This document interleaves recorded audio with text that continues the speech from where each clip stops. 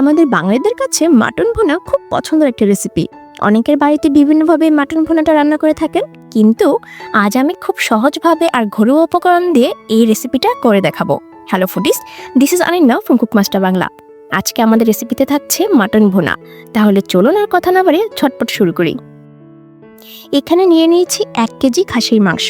খাসির মাংসকে লবণ জলে ভালো করে ধুয়ে নিয়েছি। মাটন ভুনার টেস্ট ভালো আসার জন্য চেষ্টা করবেন চর্বি সহ মাংস নিতে। মাংসগুলোকে প্রথমে ম্যারিনেট করে নেব। ম্যারিনেশনের জন্য লাগছে 2 টেবিল চামচ মরিচের গুঁড়া, 1.5 টেবিল চামচ হলুদের গুঁড়া,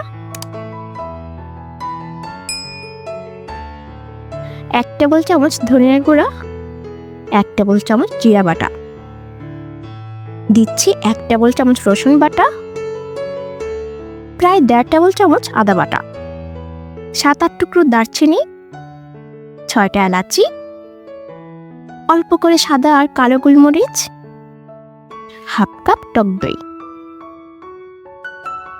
1.5 চামচ লবণ, 1/3 কাপ দিচ্ছি সয়াবিন তেল। এখন ভালো করে মেখে নিতে হবে।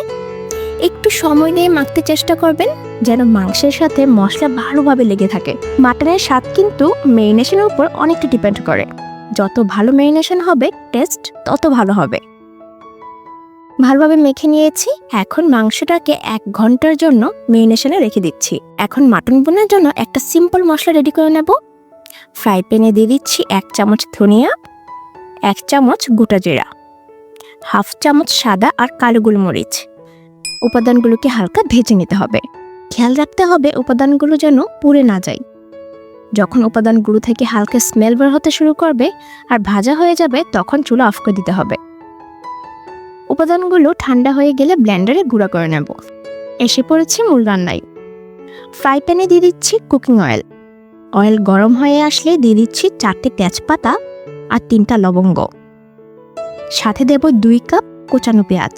পেঁয়াজটা একটু পাতলা করে কেটে নেবেন, কারণ পেঁয়াজ ভাজতে এমনিতে একটু বেশি সময় নেই, তাই পাতলা করে কাটলে ভাজাটা তাড়াতাড়ি হয়ে যায়। বাদামি করে ভেজে নিতে হবে।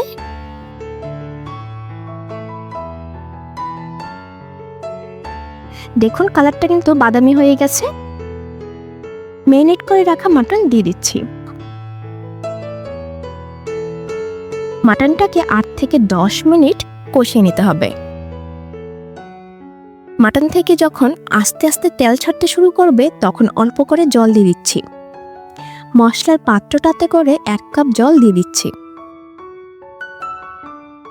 জল কিন্তু একেবারে দেওয়া যাবে না, অল্প করে জল দিতে হবে আর মাটনটাকে ভালো করে কষিয়ে নিতে হবে।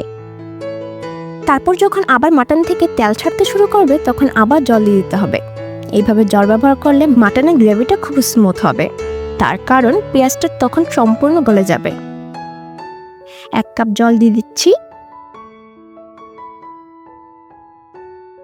ভালো করে মিশিয়ে ঢাকনা দিয়ে ঢেকে দিচ্ছি।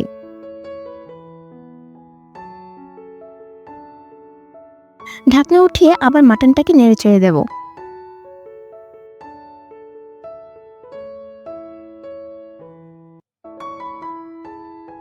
মাটনের তেল ভেসে উঠেছে। ঠিক এই পর্যায়ে ভেজে রাখা মশলাটুকু দিয়ে দিচ্ছি আর সাথে দিচ্ছি 1 চামচ গরম মশলা।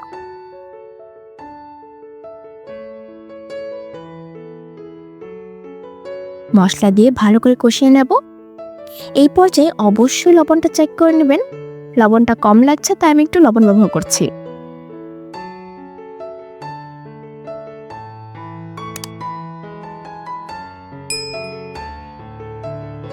দেখুন মাটন থেকে অনেকটা তেল বের হয়েছে। এখন শেষবারের মতো আরো 1 কাপ জল দিয়ে দিচ্ছি।